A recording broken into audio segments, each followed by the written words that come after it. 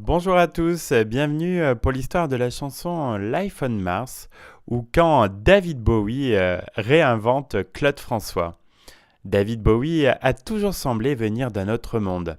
Alors, quoi de plus normal que sa chanson la plus emblématique soit Life on Mars? L'artiste décédé au début de l'année 2016, quelques jours après la sortie de son ultime album Black Star, avait raconté l'histoire de la chanson au Daily Mail en 2008. Son histoire est folle, le titre de l'article l'est tout autant. Je suis sorti pour m'acheter des chaussures et je suis revenu avec Life on Mars. En se baladant par une belle journée, la mélodie du tube lui est arrivée par hasard. Bowie a ensuite pris le bus pour aller acheter ses chaussures, mais impossible de se sortir ce riff de la tête. En revenant, il s'est installé au piano et a fini en une après-midi tout simplement. Ce n'est que plus tard que le guitariste Mick Ronson vient ajouter les cordes. Ce que ne raconte pas Bowie dans cet article du Daily Mail, c'est que Life on Mars doit aussi beaucoup à Claude François.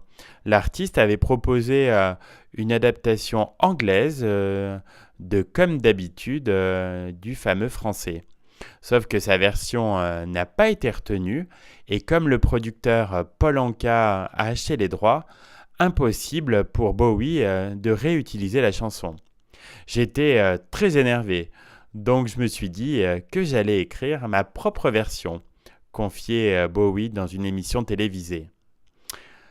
Avec la même suite d'accords, il en tire Life on Mars, l'histoire d'une jeune fille désorientée se réfugiant dans le cinéma pour échapper à la réalité.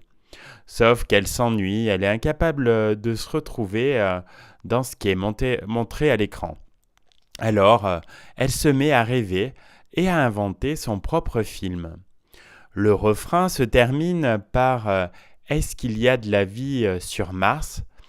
Une phrase qui n'a pas vraiment de signification, mais qui représente l'imagination débordante de la jeune fille.